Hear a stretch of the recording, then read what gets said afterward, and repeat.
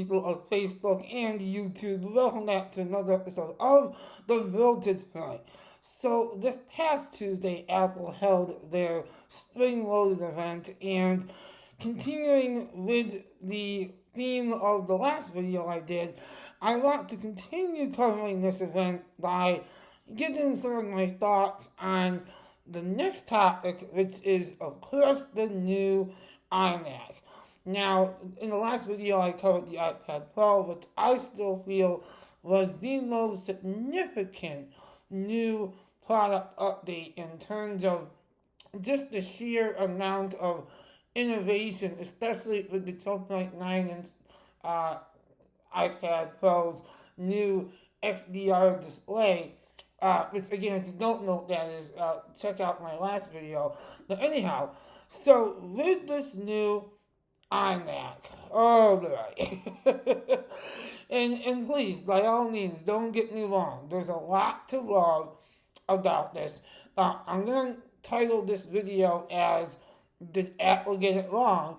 It's an open-ended question. I'll let you guys decide because I have my opinions, which you'll hear now. But here's the thing. Have you ever seen something that looked so good from behind, but once you saw the front, you were like, whoa! That is precisely what I think about the new iMac. From behind, it's like, ooh, baby.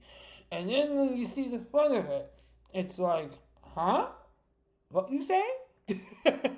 No, that it's interesting.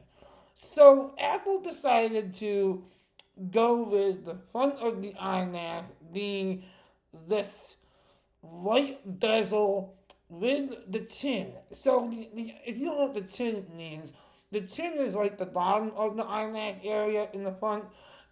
It's always had that iconic chin, and it always has an Apple logo on it. Well, they took the Apple logo off of the chin, which I don't really quite understand why they did that, because even with the MacBook Pros, for a while they took the MacBook Pro branding off of the front of the MacBook Pros, and then they brought it back. Now, why would they take the Apple logo, which is the iconic iMac design, from the front of it, and still leave the chin? That big part of the bezel underneath it, which I understand this is where you'll find the motherboard with the two cooling fans, because the M1 chip does not require that much cooling. But still, with that aside, what were they thinking with the white bezels? I'm just absolutely dumbfounded. And again, I can't stress this enough. Design is subjective. But I think doesn't look that good, somebody else might say, wow, that looks absolutely stunning. So this is all my opinion. Now again, from the side and from behind, this thing looks absolutely gorgeous. I love the vibrant colors. I've always been a guy that likes different colors, things like that, so that's great. But again, once you look at the front of it, it's like, oh no, in my opinion. Because if nothing else, they should have kept the black bezels around this display. There should be no. I don't even understand why they gave us the white bezels, other than maybe they thought that went better with the pastel colors being on the front of it. That I would argue no matter what, it would have looked better with black ones. Now, this is only the lower end 24-inch model of this new iMac. Now, stay tuned, because later on this year, it is widely expected that Apple will actually release a larger size of this new iMac.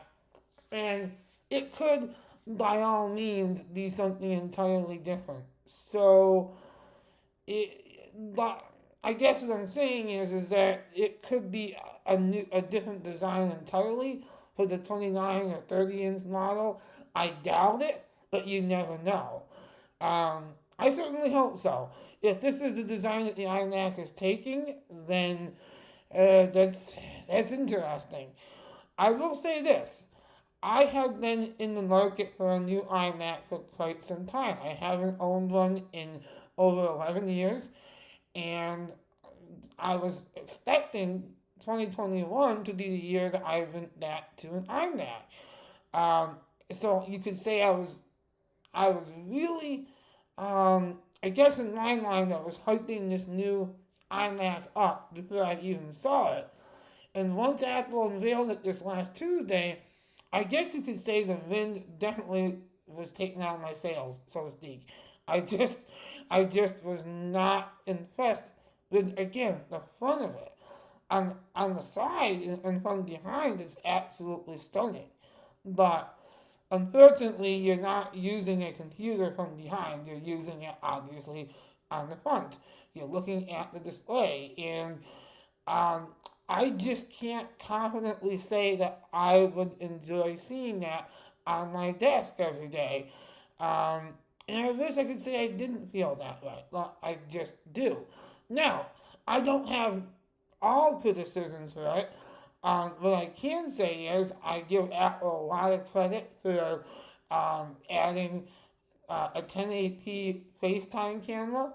It's now, along with the M1 processor, it enables much better video recording and things of that nature. So if you do podcasting or even just for FaceTime calls, you're going to get a much better, smoother video quality.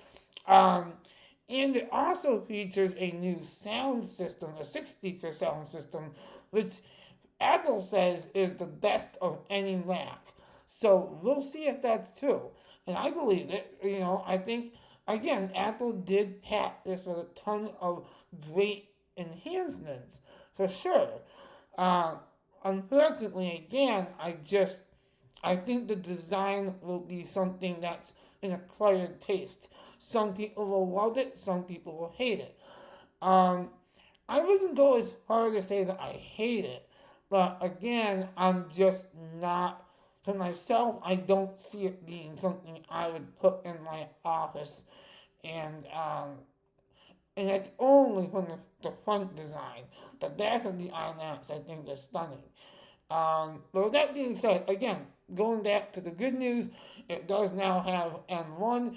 This is the first brand new computer we've seen that Apple designed from the ground up with the new custom silicon, which is awesome.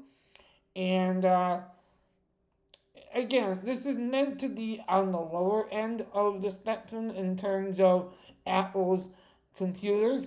There will be a more Pro model coming out later this year, or even just a larger screen size, which is also another reason why I was almost immediately not going to buy this as soon as I saw it, because I don't want a 24-inch iMac. I was really hoping for more like a 29 or 30 inch, so a much larger display. And Apple will bring that to us, but it will be later on this year. So we have to wait. In the meantime, though, I would definitely say the highlight of the Spring Loaded event was the iPad Pro. So please check out that video if you haven't already. So this basically covers most of the new iMac. Of course, Apple has included color matched accessories that will come along with you if you buy this iMac. Um, Another big criticism, though, I know I'm kind of like I can't talk tonight, I'm sorry, slamming this new iMac. I'm not trying to, though, but I have to say, another criticism is this.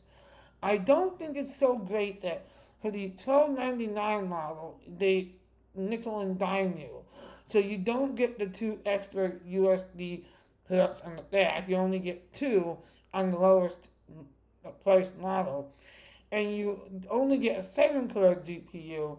Additionally, you don't get the Touch ID enabled Magic Keyboard, which is another thing I almost forgot to mention. These new iMacs now come with Touch ID, but again, you have to get the at least the $1,500 model in order to do that. So that's another thumbs down in terms of reasons not to go for this. So, in conclusion, should you get this new iMac? Again, that's a totally subjective question. If you really just fell in love with this design, if you're one of those people that do, then I say by all means. But if you're going to, get the $1,500 model because, yes, you'll save a couple hundred by going for the lowest price model, but you won't get the full experience that this new iMac has to offer in terms of the two extra USB ports. You won't get the power adapter that comes with Ethernet built in, which is a really great thing to have. And of course, you won't get that Touch ID. Okay, so with that being said, I hope you guys enjoyed this video and found it somewhat useful. If you did, please give me a thumbs up. And I'll see you guys in my next video. Until then, peace out.